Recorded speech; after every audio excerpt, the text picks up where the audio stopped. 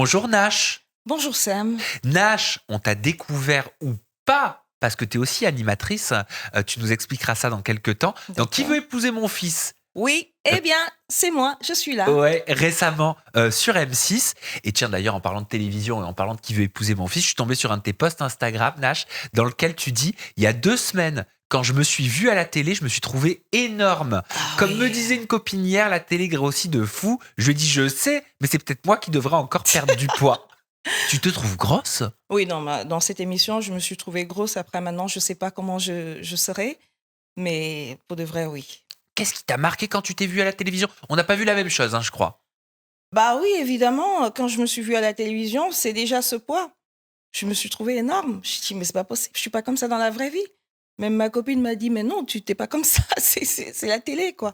Donc oui, effectivement, je me suis trouvée grosse et après, bon, j'ai aimé mon entrée, ça m'a marqué. C'était vraiment moi à ce moment-là, pétillante, sûre d'elle, Avec les gants de boxe? avec les gants de boxe, voilà, quelque chose la boxe qui fait partie de ma vie depuis plusieurs années. C'est plus qu'un sport, c'est vraiment un allié. Et j'avais besoin que ces gants de boxe participent aussi à ce programme avec moi. Et alors, t'es comme moi, je crois. Tu refuses de communiquer ton âge.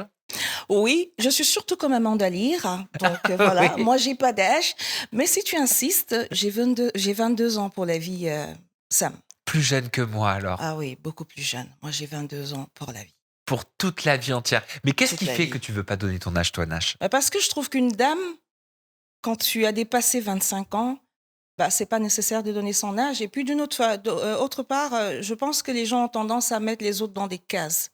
Et moi, je suis inclassable. On ne me met pas dans une case. Je suis ce que j'ai envie d'être, je suis qui je veux être. Donc voilà, moi, j'ai pris la décision de ne plus donner mon âge parce que mon âge ne me définit pas. Et dans tous les cas, je ne fais pas mon âge. Alors, ça ne sert à rien de donner mon âge.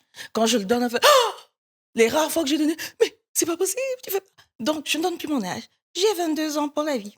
T'en avais marre qu'on te définisse au travers de ton âge, en Non, fait. c'est pas ça, c'est que je vois la société. Je donne pas souvent mon âge. Ça, c'est une décision que j'ai prise il y a longtemps. C'est que la société d'aujourd'hui, elle est comme ça. Elle veut absolument ranger les gens au placard. Je ne suis pas prête. Où est ma caméra là? Elle est là. Je ne suis pas prête d'être rangée au placard. Vous me verrez encore pendant longtemps. Donc, les femmes, on veut les ranger au placard. Et moi, c'est quelque chose qui me dérange. Ouais. Je trouve que les femmes ne devraient plus donner leur âge parce que on a l'âge qu'on fait. C'est ça. Dans le cinéma, on parle d'âge, comment on dit ça? Il y a l'âge réel Et et il y l'âge a l'âge fictif. apparent. L'âge apparent. Donc, moi, j'ai mon âge apparent. Si tu penses que j'ai 25 ans, j'ai 25 ans. Si tu penses que j'en ai 30, j'ai 30 ans. Donc, c'est juste ce fait-là qu'on mette les femmes au placard et la société veut absolument les envoyer à la retraite c'est-à-dire que, je prends un exemple, hein, je ne dis pas que j'ai 40 ans ou 38 ans ou quoi, mais je dis quand une femme a 38 ans ou 35 ans, on la traite de vieille. C'est ce que j'entends souvent. Et donc, pour ne pas aider ces gens-là à traiter ces femmes-là de vieilles, j'ai décidé de ne plus donner mon âge à qui que ce soit, parce que mon âge m'appartient, ce n'est pas quelque chose de public. T'as raison de dire les femmes, Nash, parce que ce sont les femmes qui sont victimes de l'agisme le plus Ouais. souvent, pas les hommes. Non, pas les hommes. Parce que même un homme qui a 50 ans, il parle d'une fille qui a 38 ans, il va dire une vieille là de 38 ans. Mais mon gars, tu t'es regardé? Tu t'es regardé? Mais franchement, moi, je meurs de rire, je rigole hein, de ces gens-là en permanence parce que je trouve ça incroyable comment quelqu'un qui a 50 ans peut parler d'une fille de 35 ans, de 38 ans. Il dit, oh, c'est une petite vieille là, elle est trop vieille et tout.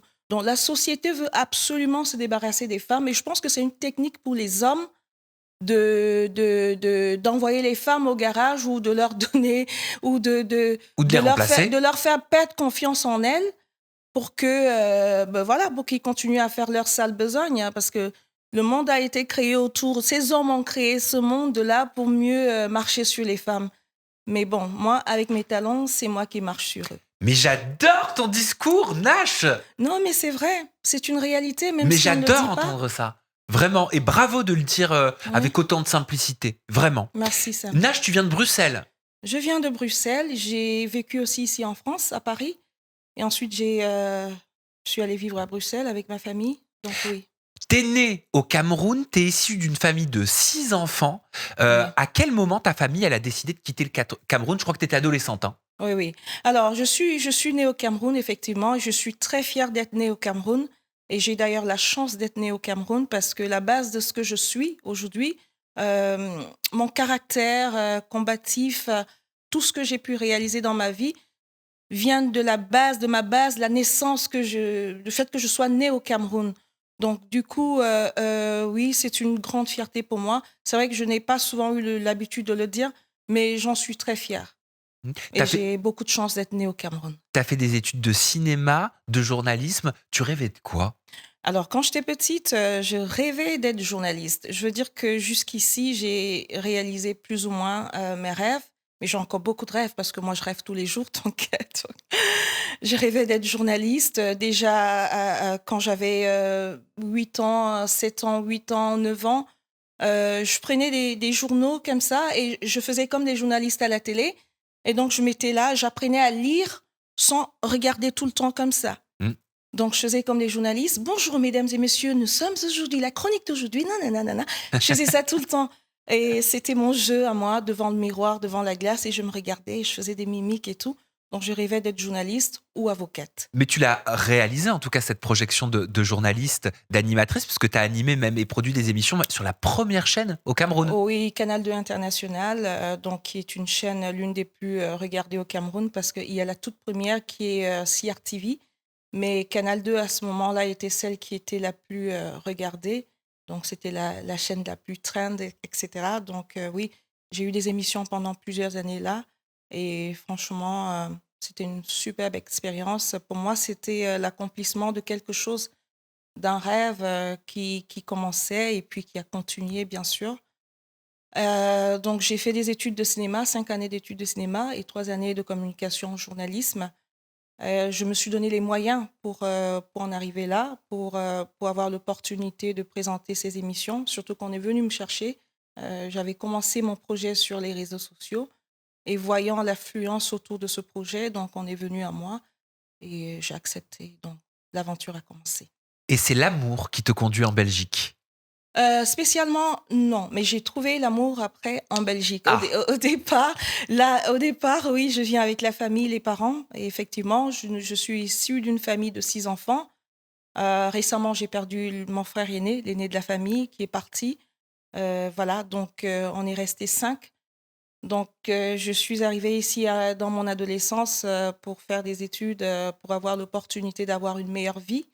En Afrique, c'est génial, mais à ce moment-là, voilà, j'avais envie de découvrir le monde aussi et mes parents voulaient nous donner la possibilité de trouver de meilleurs emplois, de faire de meilleures études et de voir le monde aussi parce que c'est beau pour un enfant de voyager, de découvrir d'autres choses, etc. Et donc finalement, l'amour m'a fait rester ici parce que je n'étais pas sûre de rester. t'as eu des enfants? Alors non, je n'ai pas eu d'enfant parce que je n'ai pas eu le temps pour ça. J'ai une vie très remplie, beaucoup de travail, beaucoup de projets. Je suis tout le temps en mouvement, je bouge beaucoup. Donc je n'ai pas eu l'opportunité, pas encore eu l'opportunité d'avoir des enfants. C'est un choix pour l'instant jusqu'à présent? Ça a été un choix pendant plusieurs années et depuis, on va dire, 3 4 ans, j'y pense. Parce que quand on a des événements dans notre vie qui nous rappellent quand même l'importance de l'existence, on est obligé de se retourner pour y penser. Parce que les 5 dernières années qui sont passées ici, j'ai perdu au moins, je sais pas, les 1/5 de ma famille, Ah bon? entre ma mère, mon frère, des cousins, mes oncles, directs. Tout ça, je te parle des gens directs. En 5 ans, tous les ans, je perdais 3 4 personnes. Donc, ça a été très, très dur pour moi. Et donc, j'ai eu un moment complètement de dépression. Donc, sortie plus ou moins de cette dépression-là. Ce que j'oublie de te dire, c'est que j'ai aussi perdu mon meilleur ami il y a 2 ans, 2 D'accord. ans et demi. Donc, à un moment donné, j'ai eu le déclic. Je me suis dit, la vie, elle est finalement très courte. J'ai envie de faire ce qui me plaît. Donc, j'ai pris la décision. Je rêvais toujours de faire une émission de télé-réalité. Et d'ailleurs, pour la petite histoire, en tout début de Qui va épouser mon fils, on est venu me chercher sur les réseaux sociaux. Ils ont trouvé mon profil à TF1 et tout. Ils m'ont contacté pour faire cette émission-là. Et j'ai passé les castings.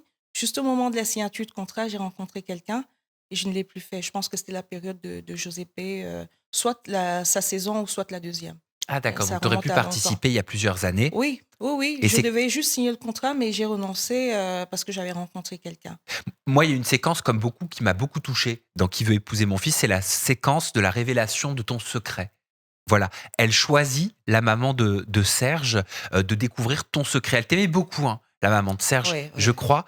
Et oui. ton secret qu'elle découvre dans l'enveloppe, c'est Nash n'a jamais été aimé par ses belles-mères. Et toi, t'en Ouais. pleures quand tu t'expliques là-dessus à Serge parce qu'il te demande, demande de lui en dire un petit peu plus.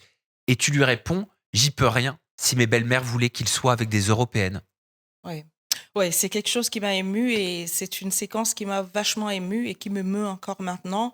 Je vais essayer de ne pas pleurer dans tous les cas parce que voilà, c'est important que je m'exprime clairement sur ces sujets qui sont extrêmement sensibles.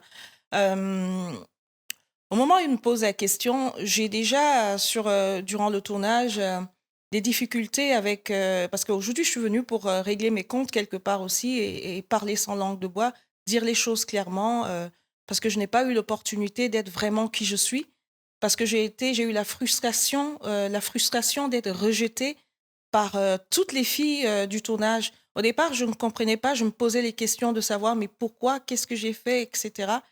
Mais au fur et à mesure, j'ai compris, qu'elle se sentait en danger, en insécurité avec moi. Du fait, je pense peut-être que Serge m'appréciait vraiment et il le montrait et je pense qu'il n'a pas tant montré que ça je sais pas s'il n'a pas tant montré de l'intérêt de manière générale. Je pense qu'il était aussi occupé, il a 8 filles dont il doit s'occuper, c'est pas évident, on en demande trop, de lui peut-être, et voilà, les choses se sont faites comme ça. Il me montrait de l'intérêt, de l'affection, etc., d'une façon ou d'une autre. Et ça, ce sont des choses qui se voient aussi, tu vois. Et donc, j'ai eu un ghosting d'enfer. Et donc, j'étais un peu très mal aussi à cause de ça, parce que être sur un tournage où tu as toutes les filles qui te rejettent comme ça, c'est très difficile émotionnellement. Donc, Toutes tes coéquipières, hein, je vais les appeler comme ça, mais toutes oui. les autres prétendantes t'ont rejeté pendant le Oh tournage? oui, toutes, non seulement rejetées, mais elles me piquaient tout le temps.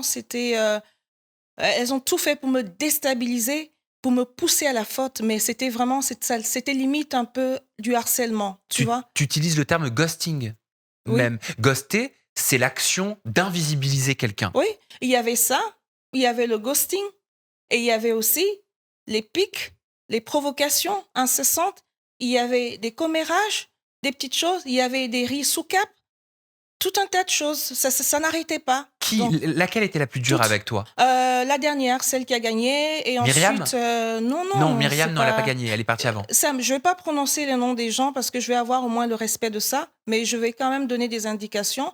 Celle qui a gagné, enfin celle qui est restée jusqu'à la fin, m'a tellement piqué que je n'en pouvais plus pendant 3 heures de trajet. Elle m'envoyait des trucs, c'était à l'oreille, ça frisait le harcèlement.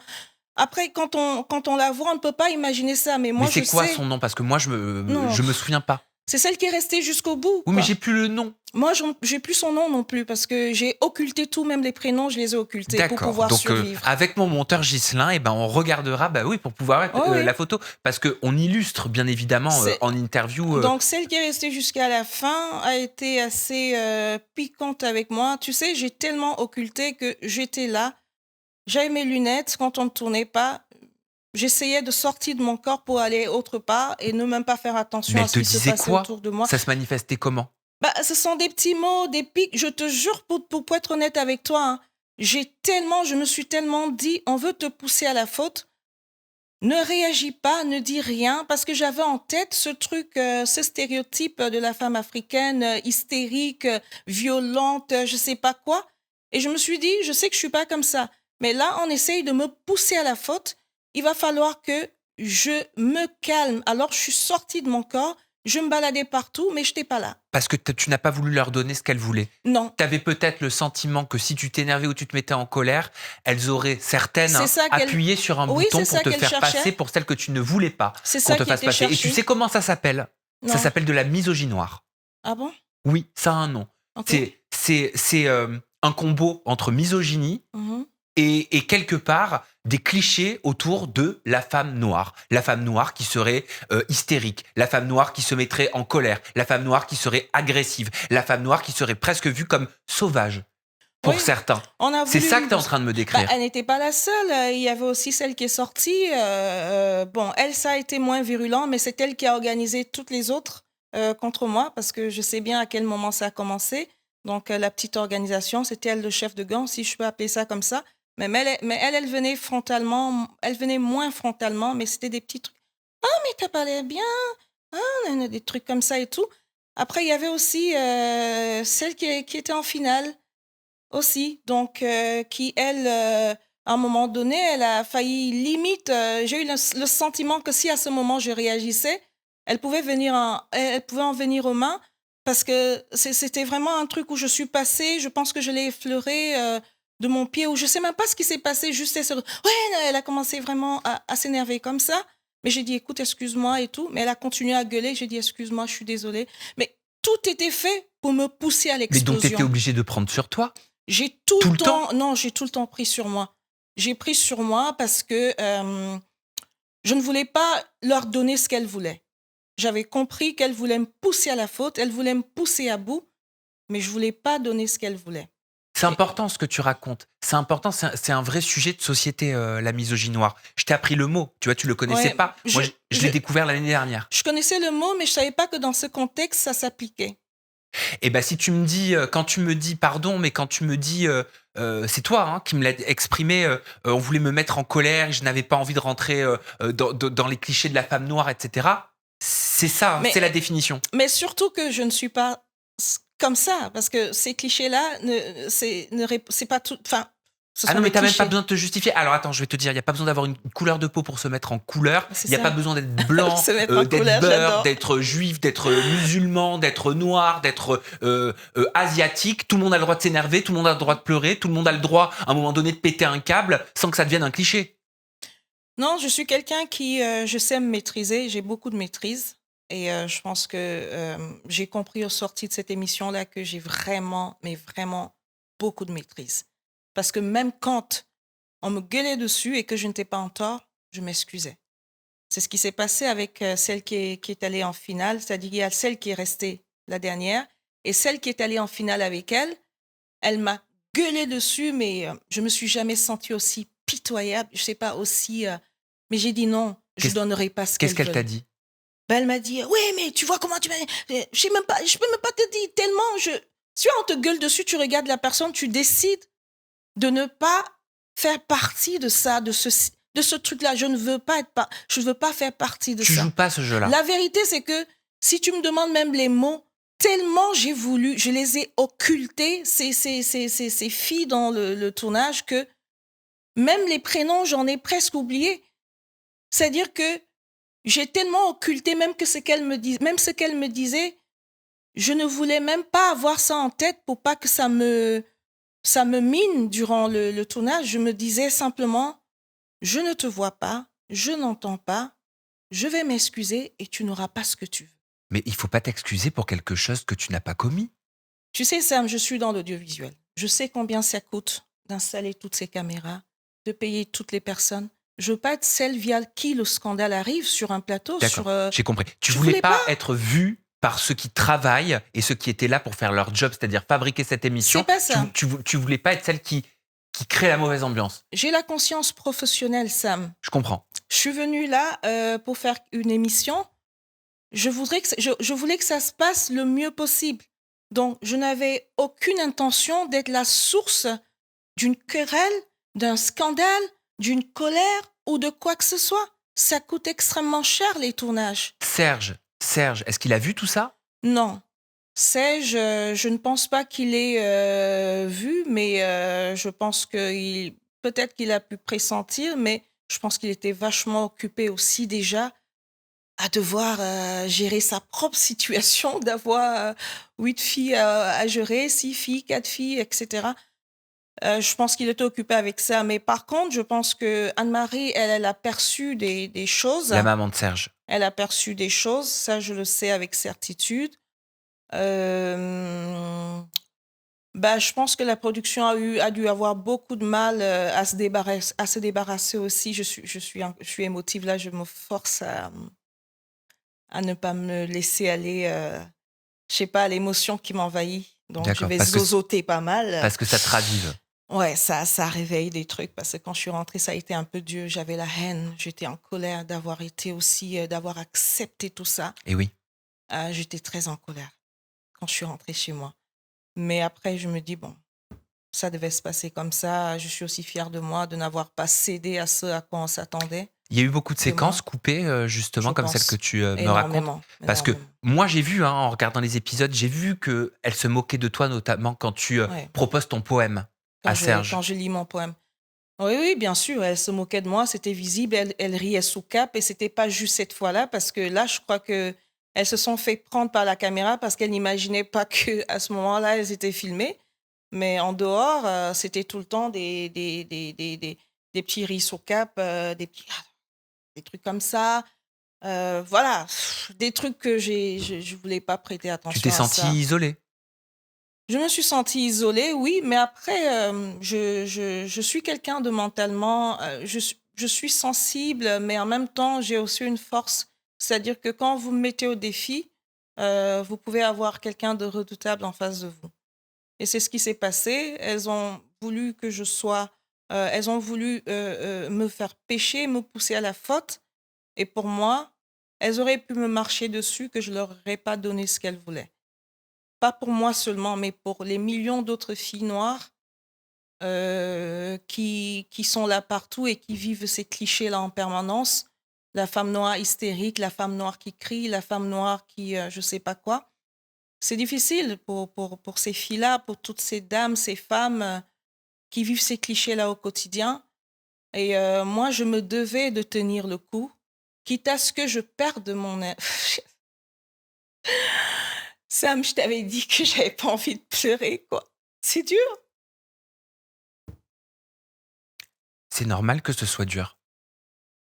C'est parce que de vivre ça, ça l'est.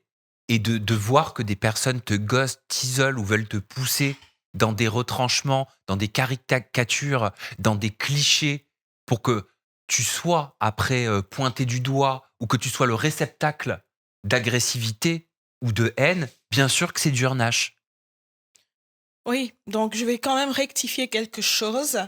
Je ne parle aucunement de racisme, hein. C'est pas, je pense pas que c'était du racisme. Les filles, elles se sentaient en danger de voir une femme noire, belle, qui s'assume, qui ne s'excuse pas d'exister, intelligente, et donc, et aussi qui plaît finalement. Donc j'étais un danger pour elles.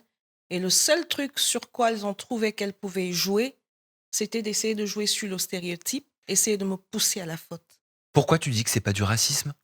Bah, parce que je ne pense pas que ça vienne forcément du fait que je sois qu'elles se sont dit, «Ouais, je vais l'attaquer, on va l'attaquer parce qu'elle est noire». Je vais être honnête, je ne pense pas que c'était du racisme. Mais le racisme, il est souvent systémique. Aussi, oui, aussi. Systémique, ça veut dire qu'il est, Voilà, les il choses est comme là, ça. il est plus que conceptuel, il traverse de génération Il est en même il est génération. même inconscient aussi, Il, donc il- il est inconscient et la société s'est formée, s'est fabriquée comme ça. C'est important déjà de savoir ce que c'est le racisme systémique. Je suis désolé, pardon si c'est pas la définition exacte. J'en avais très bien parlé avec Rokhaya Diallo et je vous invite à revoir l'interview que j'avais faite avec Rokhaya. J'avais appris plein de choses pendant cette interview, mais le fait est que ce que tu dis, c'est touchant. Ça fait de la, ça fait de la peine, mais pas une peine. Je sais que t'aimes pas de la peine, c'est pas de la pitié. La peine, c'est non, pas de la pitié. je ne veux pas de la pitié, Mais non, c'est pas de la je veux pitié, du c'est de la respect. peine parce que ça fait de la Je peine comprends, c'est humain. de voir quelqu'un qui souffre. Moi aussi, je suis persuadé que des personnes ont déjà eu de la peine pour moi et j'ai de la peine quand je vois d'autres personnes souffrir.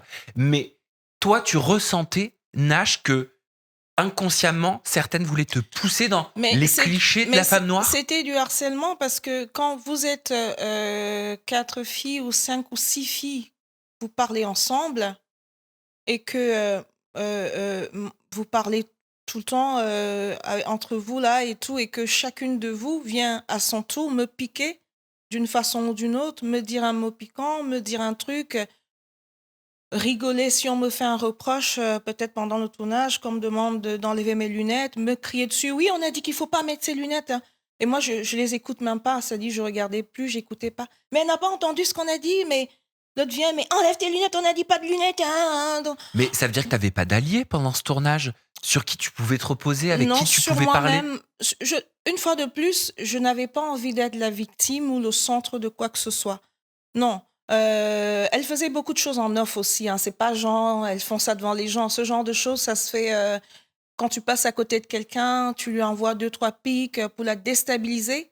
Pour le coup, c'était réussi quand même parce que j'étais vachement déstabilisée. Et donc, à ce moment, comme je t'expliquais, je pleure aussi pour ça parce que je me sens complètement submergée. Je comprends mieux. Parce qu'à la base, ma question, c'était ça. Et je comprends Voilà. mieux pourquoi tu es allé justement sur ce que tu as vécu avec les autres prétendantes. Oui. Parce qu'à la base, Serge te pose des questions, peut-être légitimement par rapport au secret découvert sûr, par Anne-Marie, bien qui est sûr. Nash n'a jamais été aimé par ses belles-mères. Et là, donc, tu lui réponds. Et là, il y a tout qui revient. C'est-à-dire que il y a également ce fait de n'avoir pas été aimée par les belles-mères, mais je ne suis pas aussi aimée sur le plateau de tournage par les filles. Donc, il y a tout qui se mélange. Et à ce moment-là, tu vois, j'essayais de tenir tellement que j'y arrive plus. À ce moment, je Oui. sens que j'y arrive plus. Parce que j'ai même craqué. J'ai même craqué, vraiment. Mais je pense que on n'a pas vraiment peut-être tout montré, ou je me trompe, parce que parfois, tu es sur place, les choses ont l'air très amplifiées. Et donc, à ce moment, je craque parce que je me rappelle aussi de ce désamour-là que je n'ai pas cherché de mes belles-mères et qui n'avaient rien à me reprocher parce qu'elles le disaient d'ailleurs à leur fils. Non, elle est gentille et tout, mais du sang noir dans la famille, c'est pas rien quand même. Ça, tu l'as entendu. Mais c'est lui qui me l'a dit, que c'est ce qu'ils ont dit, que c'est ce que ses parents avaient dit, que le sang noir, c'est pas rien. Lui, il le disait sous forme de confidence pour qu'on essaye, enfin, on essayait de comprendre un peu, leur trouver des excuses, etc. C'est une autre génération. Ils comprennent pas le métissage, enfin, la vie aujourd'hui, comment elle est. Les gens se mettent ensemble par amour et plus par couleur. Donc, l'ancienne génération a encore, je sais pas, ces trucs de l'esclavage, là, les Noirs sont... Enfin, les clichés aussi, hein, tu vois. Et j'ai aussi C'est un entendu... héritage, c'est ça que tu veux dire? Oui, ça se perpétue, ça va de génération en génération. C'est Là, je suis transgénérationnel. complètement, ce que je voulais pas être dans cette interview, extrêmement sensibilisée de tout ce que j'ai pu dire ici concernant Mais ces épisodes-là. ça a eu de l'impact sur toi, Et tout ça, beaucoup. ce que tu as vécu même avec tes belles-mères, ces phrases qui t'ont été rapportées. Je veux dire, ça tue, Je ça peux- fait mal dans ses entrailles. Tu peux être fier de toi, Nash. Ça Tu peux être fier de toi, Je ne sais pas sincèrement. si je serais fière de moi au sorti de cette interview, mais Tu peux être fier de toi parce que tu parles avec ton cœur et parce que tu dis des choses qui vont parler à d'autres et tu te rends pas compte qu'en fait, en disant tout ça, en verbalisant tout ça, tu aides d'autres. j'espère. J'espère. Parce que ce que je veux dire, c'est qu'avec mes belles-mères, il y a eu des choses qui étaient verbales. C'est-à-dire que euh, il m'a été rapporté par le fils que la raison pour laquelle, l'une des raisons pour lesquelles je ne t'ai pas aimée ou que je ne t'ai pas acceptée, c'était aussi le fait que j'étais noire, parce que du sang noir dans la famille, ce n'était pas anodin pour eux. Et d'autre part, il y a aussi eu... il a été aussi dit que je pouvais fuir avec des enfants. Si on avait des enfants, je pouvais retourner avec eux en Afrique. Il a aussi été dit que on est très différents, on ne mange pas la même chose, ça va peut-être être dur pour le fils de manger. Pourtant, moi, je vis ici, ça fait plus de 25 ans. Je suis venue ici, j'étais adolescente, donc ça fait tellement longtemps que je suis ici. J'ai vécu plus de temps ici qu'en Afrique. C'est ce qu'on appelle des préjugés racistes. Donc voilà, il y a eu tellement de choses, Sam, si je commence à énumérer, je vais pas en finir. Ce qu'il faut savoir, c'est que chaque Africain a des kilomètres de racisme à son compteur. C'est-à-dire que si la personne s'ouvre, on ne part pas d'ici. On parle pendant 5, 10 jours, 20 jours, un mois, de tout ce qu'on a eu comme épisode raciste dans la vie. Donc quand j'entends des gens dire « vous vous victimisez, victimisez », je me dis, ce sont des personnes qui n'ont rien compris à la vie. Ils ne comprennent pas que c'est important de parler, parce que quand on parle, on se guérit. Moi, peut-être le fait de n'avoir pas trop parlé de ces choses-là, peut-être c'est pour ça que je suis aussi sensible quand je commence à en parler, parce que je n'ai pas eu l'occasion d'en parler, je n'ai pas souvent parlé de ça, parce que je me suis dit, je suis forte, je vais être plus forte que ces racistes, je vais être plus forte que ces gens-là. Et donc, du coup, je me retrouve dans une position que moi-même, je ne savais pas que je pouvais être aussi sensible. dès que j'en parle, j'ai envie de pleurer parce qu'il y a tout qui revient. Il y a tous les kilomètres derrière moi qui reviennent, pourtant, je veux pas être définie que par ça. Je veux pouvoir avoir une communication dans les médias et parler d'autres choses, mais pas que de ça. Mais des gens racistes nous ramènent toujours à parler de ça. Mais c'est bien de parler. Comme ça, au moins, plus on sera nombreux à en parler, plus il y aura du changement. Et c'est ça qui me donne la force aujourd'hui de profiter de ton média pour en reparler. Et je vais passer un message aux gens qui me regardent là. Ne cessez jamais, noirs, asiatiques, toutes les personnes, même les blancs, victimes de racisme, ne cessez jamais d'en parler. Parce que le jour où vous cessez d'en parler, vous remettez le pouvoir dans les mains des racistes. Donc, c'est ce que j'avais envie de leur dire. Je partage exactement la même opinion que toi. Certaines personnes disent qu'il faudrait tabouiser ou ne plus parler de certains sujets. Moi, je pense qu'invisibiliser des sujets, c'est dangereux. On va Ou des même aller causes. très loin. Ces personnes disent qu'on se victimise parce qu'elles-mêmes sont racistes. Parce que si tu n'es pas raciste, tu ne peux pas penser que quelqu'un qui dénonce les méfaits de sa vie est en train de se victimiser. Si tu le penses, c'est que tu es l'un des instigateurs de ces méfaits. Et c'est donc que ce miroir te dérange. Ou alors, c'est une technique de museler les gens. Oui. Aussi.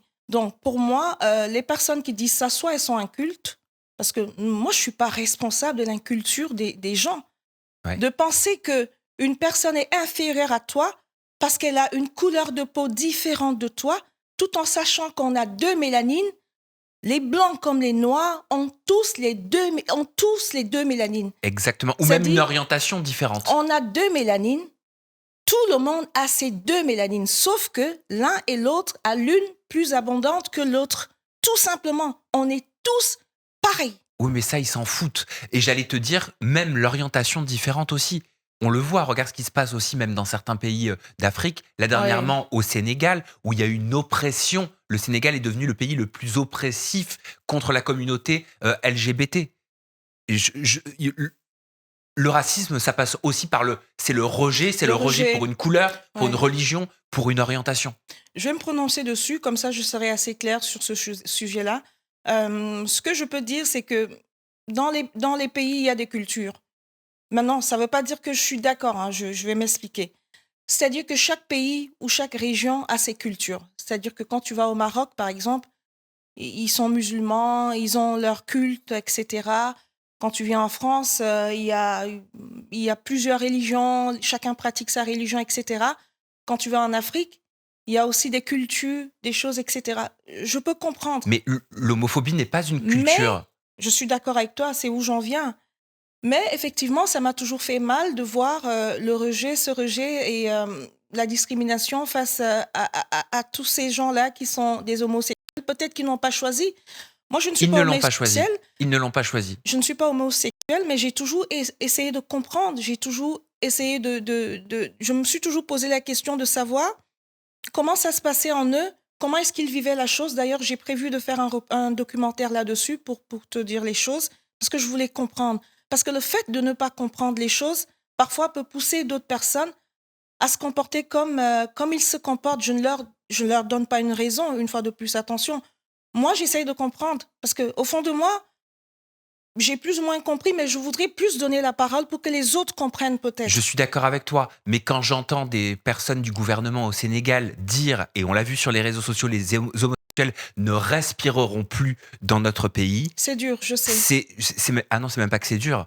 C'est que c'est très grave. C'est grave, c'est dur. C'est même plus que grave. C'est-à-dire, c'est vouloir tuer qu'une personne n'existe plus. C'est comme si quelqu'un disait les Noirs ne respireront plus dans notre pays. Ou c'est comme si quelqu'un disait les Asiatiques ne respireront plus dans notre pays. Ça, moi, ce qui me touche avant tout, avant homosexuel, avant noir, avant blanc, avant tout ça, c'est l'humain. C'est-à-dire que moi, j'interviens au niveau de l'humain. C'est-à-dire, à partir du moment où l'humain est persécuté, pour moi, c'est un problème.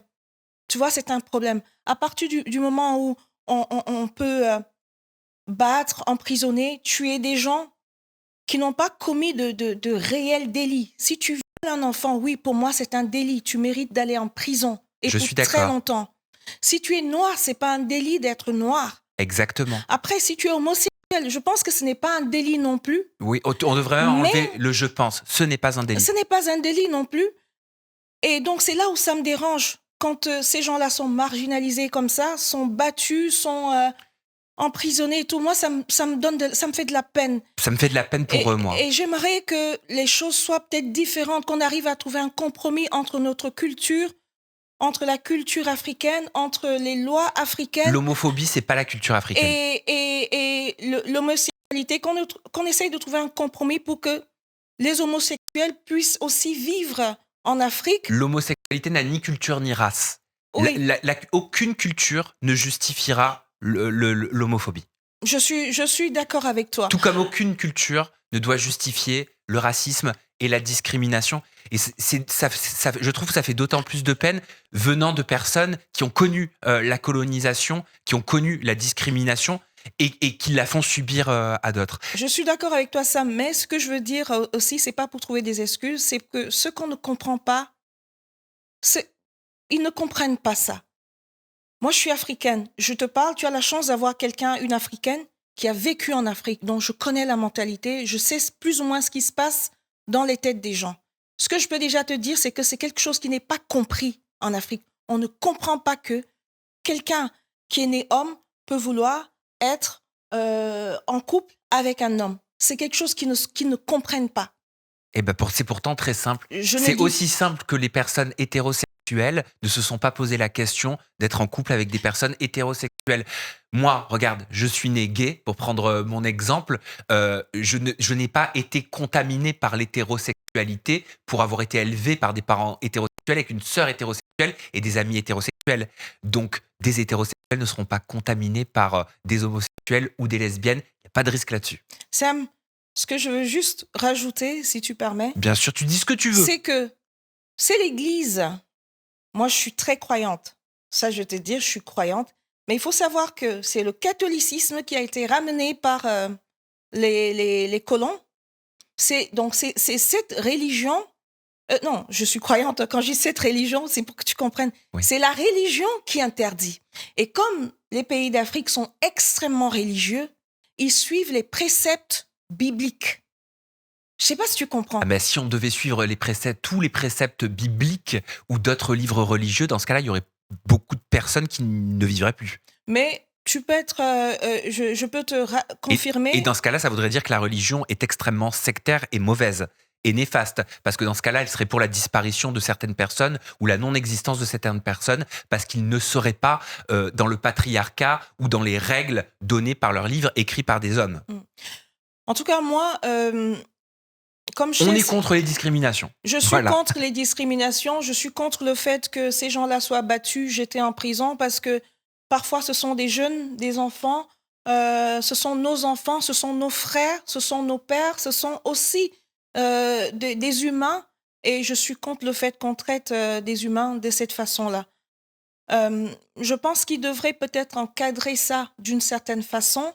Peut-être dire aux homosexuels, soyez peut-être homosexuels, je ne sais pas, chez vous, mais là, une fois de plus, il y aura une atteinte aux droits humains. Mais comment faire pour concilier les deux? J'en sais strictement il n'y a pas à concilier. On laisse juste vivre les gens comme ils sont. Eux, ce dont ils ont peur, c'est que l'homosexualité devienne une norme partout en Afrique. Ils ont cette peur-là que... Mais l'homosexualité, c'est normal. Donc, il n'y aura pas de souci. Que tout le monde le devienne. Parce que, je te dis oui, ce qu'ils donc ils ont peur hein, que ça se contamine, c'est ce que je disais. Oui, que tout le monde, à force de laisser la place, la liberté, c'est pas ce que je pense une fois de plus, je te dis comment eux, ils voient les choses. Pensent.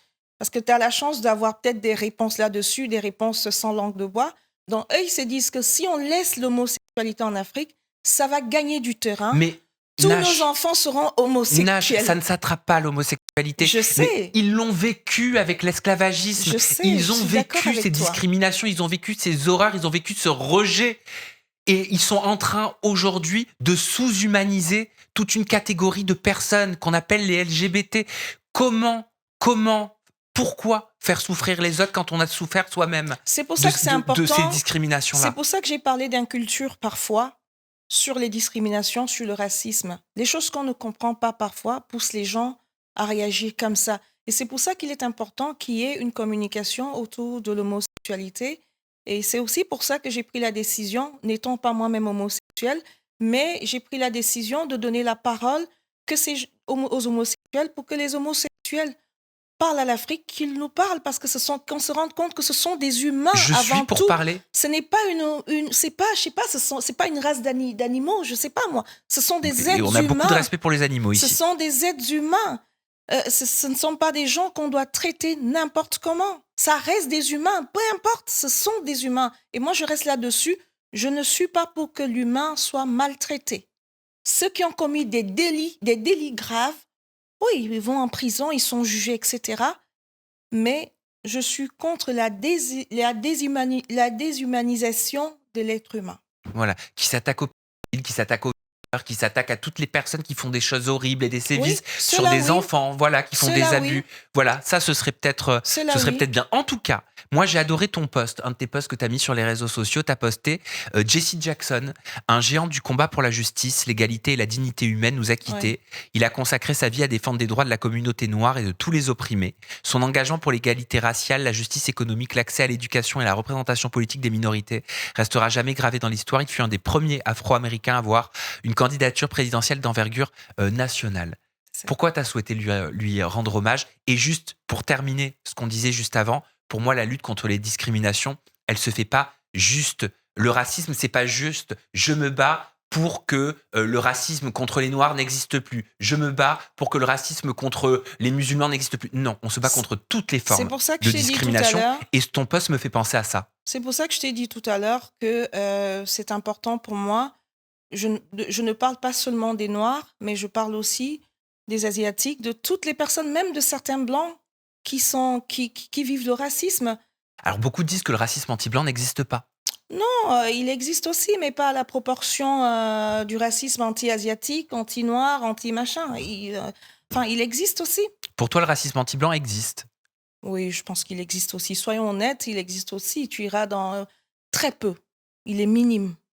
Mais il est existant, parce qu'il y a forcément des gens qui n'aiment pas les Blancs aussi, tu vois. Oui, mais la plupart des personnes qui s'accordent à dire, et je l'entends, que le racisme anti-blanc n'existe pas, il n'existe pas selon eux parce que les Blancs ne vivent pas l'oppression, ne vivent pas la discrimination, ne vivent pas la discrimination à l'emploi. Non, le racisme en lui-même déjà, c'est rien que le fait de déjà... le racisme en lui-même, c'est le fait de ne voir quelqu'un que par sa couleur de peau, c'est-à-dire que de juger quelqu'un de par sa couleur de peau, ou sa foi, ou je sais pas quoi, c'est du racisme. C'est-à-dire, si je te dis tu es laid parce que tu es noir, c'est du racisme. Donc, on n'a pas besoin de 10 000 choses. Et si tu me dis t'es laid parce que t'es blanc, est-ce que c'est du racisme? Bah oui, c'est du racisme. Mais pourquoi est-ce que je devrais dire tu es blanc? Je peux te dire tu es laid, tu n'es pas à mon goût. Pourquoi associer le fait que tu sois blanc ou noir? C'est du racisme. Et ce poste, il était important pour toi? Rendre hommage à Jesse Jackson? Il était important pour moi, c'est parce que c'est une figure marquante des discriminations. C'est quelqu'un qui a combattu les discriminations et le racisme avec beaucoup de douceur. C'est-à-dire qu'il a porté les gens vers la compréhension, vers la religion. Une fois de plus, on va en revenir. Moi, je suis très croyante. Forcément, il y a des choses pour lesquelles on n'est pas forcément d'accord parce que l'humain exagère sur ces choses-là, en profite aussi pour assujettir l'autre. Jesse Jackson... vraiment, c'est une personne extrêmement remarquable. Ouf, je tremble, j'ai du mal, je tremble. Oui, mais parce que c'est une personne qui te touche, c'est un combat qui t'a touché. C'est tout ce que... Oui. On parle de sujets forts en même temps. Jesse Jackson, c'est une figure marquante pour moi parce que depuis l'enfance, je crois que c'est l'une des personnes importantes que j'ai longtemps regardée, que j'ai vue souvent dans les médias. J'ai souvent vu dans les magazines, etc. Et je me demandais souvent c'était qui. Il m'intriguait, je voulais savoir qui était-il, quelle était son histoire, etc. Et c'est comme ça que j'ai commencé à apprendre des choses sur lui. Donc, ce qui m'a réellement touchée sur Jesse Jackson, c'est que c'est quelqu'un qui a combattu les discriminations, le racisme avec beaucoup de douceur. Donc, c'est un pasteur déjà, donc il a apporté la connaissance dans son combat. Il a inculqué des valeurs aux gens.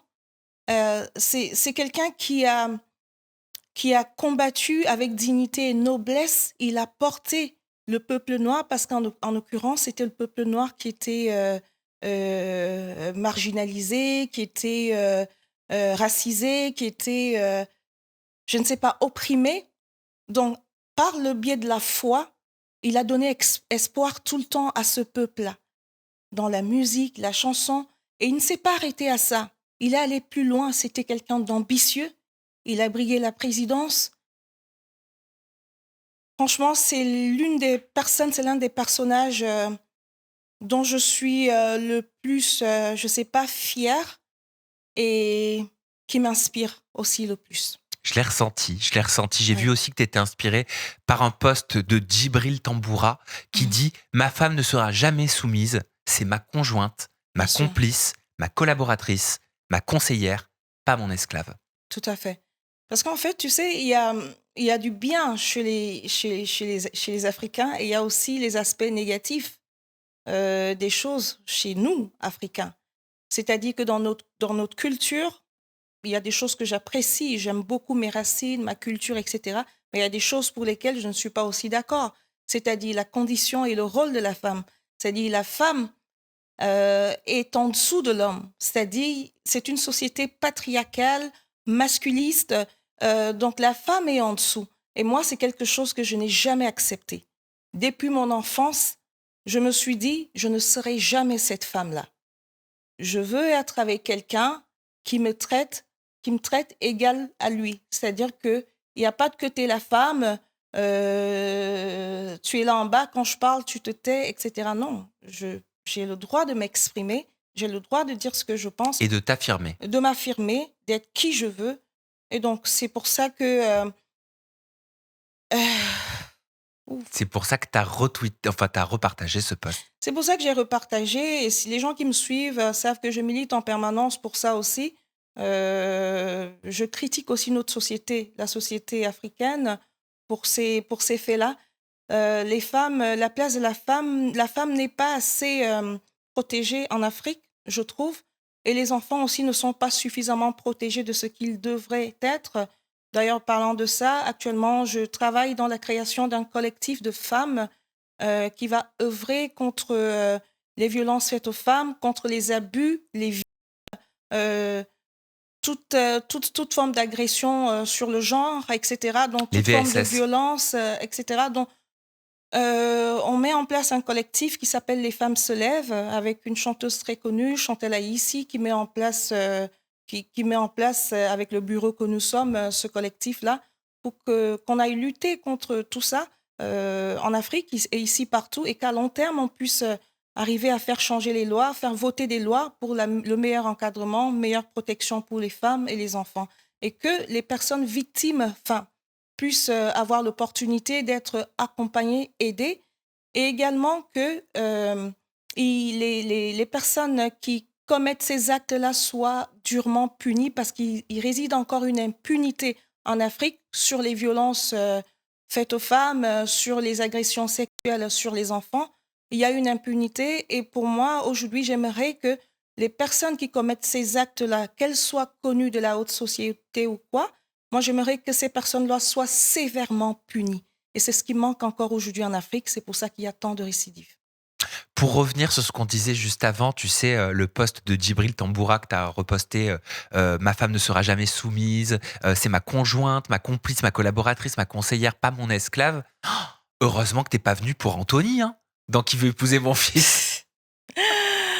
Ouais, ouais. Mais il y aura un mais. C'est vrai qu'Anthony, son discours est tout à fait masculiste. Masculiniste, ouais. Il est masculiste, misogyne. Macho. Masculiste. Masculiniste, ok. Voilà, masculiniste, pardon. Il est... On peut regarder ce mot-là? Oui, c'est masculiniste, je te promets. T'es sûr? Ouais. C'est moi qui déconne alors là. C'est vrai que son discours est très masculiniste. Il est également misogyne.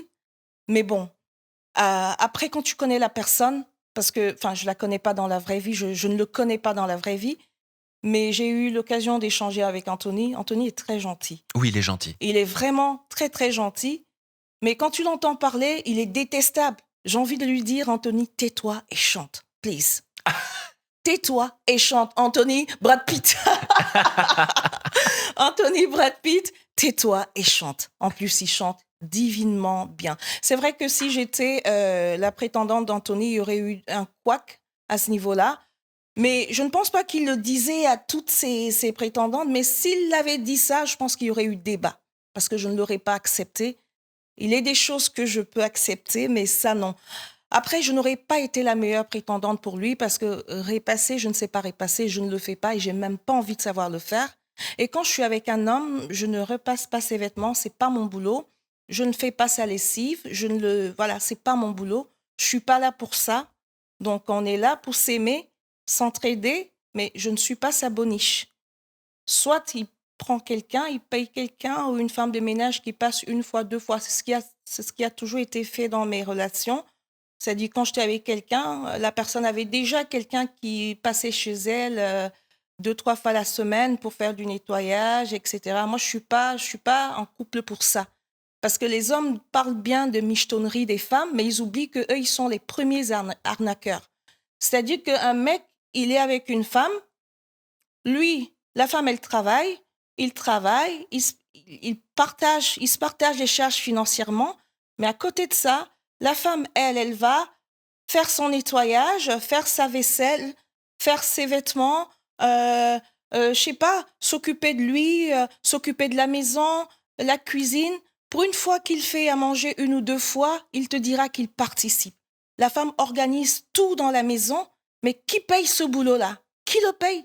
Ce qui est bien chez Anthony, parce que, OK, son discours, je ne suis pas du tout d'accord avec lui, mais ce qui est bien chez lui, c'est que quand même, il assume. Parce qu'il revient, il dit comme ça que lui, en tant qu'homme, il assume.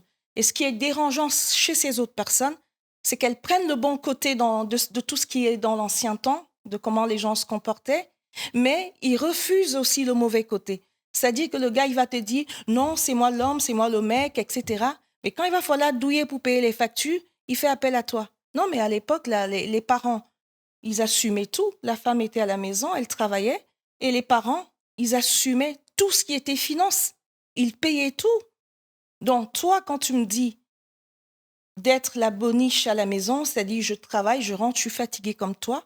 Toi, tu es sur un divan, tu regardes la télé pendant que moi, je fais à manger. Je m'occupe des enfants, je m'occupe de ci, de ça. C'est de l'arnaque. Je ne ferai jamais, déjà, je vais te dire une chose, je ne ferai jamais du 50-50 avec un mec, avec un homme. Je ne ferai jamais du 50-50 avec un homme. Tu feras quoi?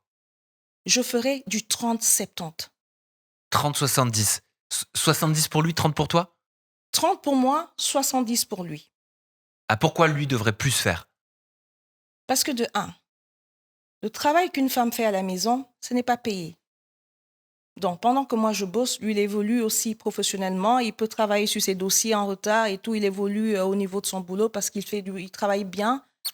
Il peut travailler plus parce que moi, je m'occupe de sa lessive, sa nourriture, sa vaisselle, la maison, les enfants, l'organisation de tout dans la maison, etc.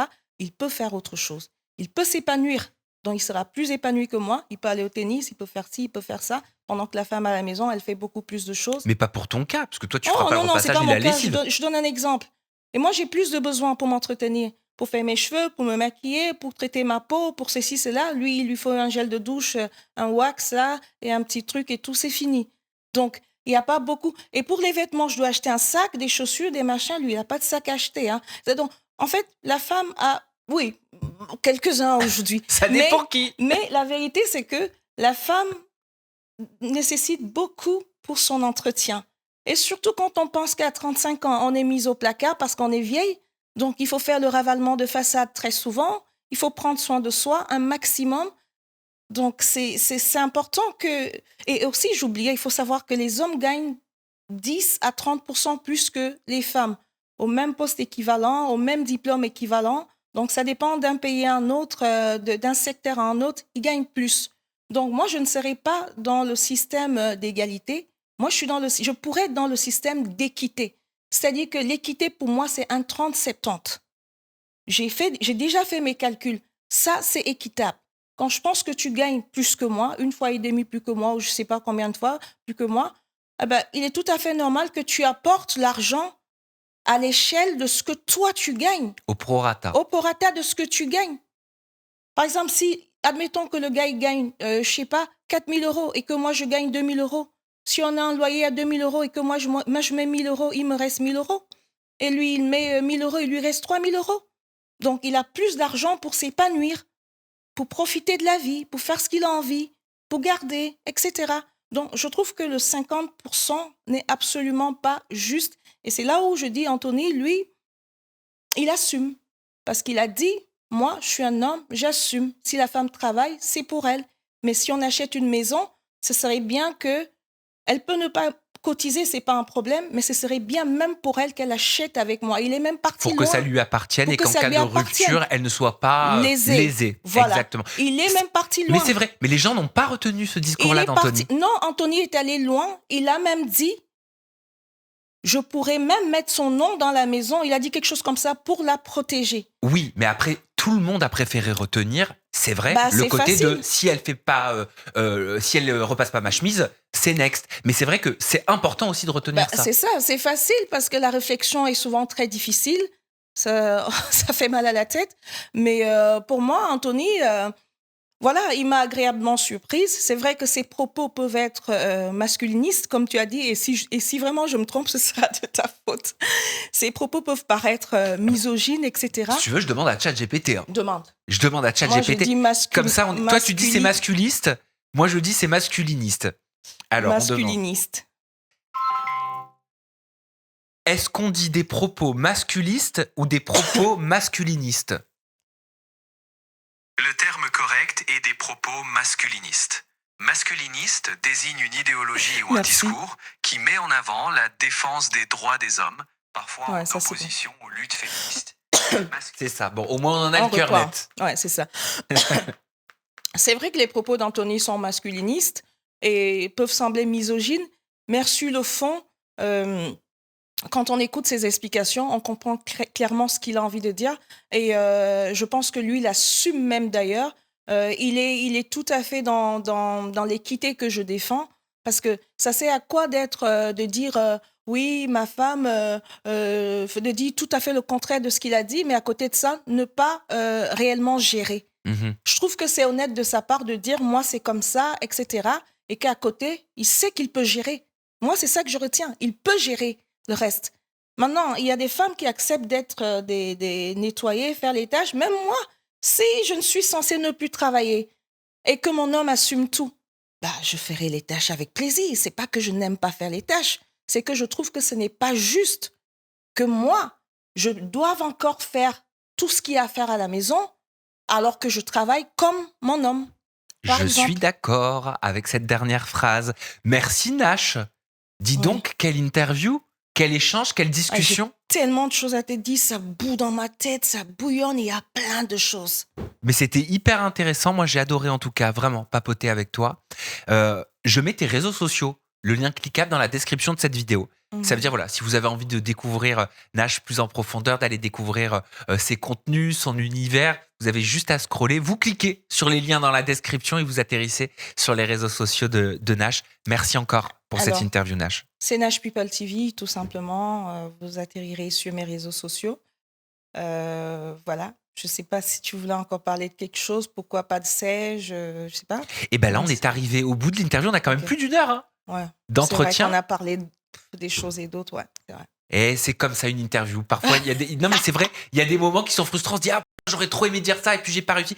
Mais l'essentiel, c'est le moment qu'on a vécu et la spontanéité qu'on a eue. Ouais, mais j'espère vraiment que tu vas essayer de prendre l'essentiel parce que j'ai dit beaucoup de choses parce qu'il y avait trop de choses qui arrivaient en même temps. Je fais pas de montage. Je suis dans les conditions du direct. Je suis dans les conditions du direct. Je vous embrasse tous. Prenez soin de vous. Allez, bisous Nash, bisous à tous. Bye bye. Prenez soin de vous et de vos proches. Ciao. Beaucoup.